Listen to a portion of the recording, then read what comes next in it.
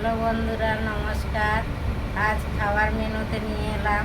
আজ বানিয়েছি এই বটবটি ভাজা করেছি, সিম্পল করেছি, শুধু নুন হলুদ দিয়ে একটু লঙ্কার গুঁড়ো দিয়েছি, আর কিছু দিইনি।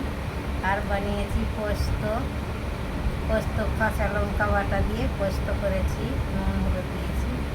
আর চিংড়ি মাছ দিয়ে লাউ শাক করেছি, ওটাতেও কিছুই দিইনি, শুধু খালি নুন হলুদ দিয়েছি, একটু কাঁচা লঙ্কা দুটো ছিঁড়ে দিয়েছি। আর পটল ভাজা করেছি, পটলেই ওই নুন হলুদ দিয়েছি, লঙ্কার গুঁড়ো দিয়ে।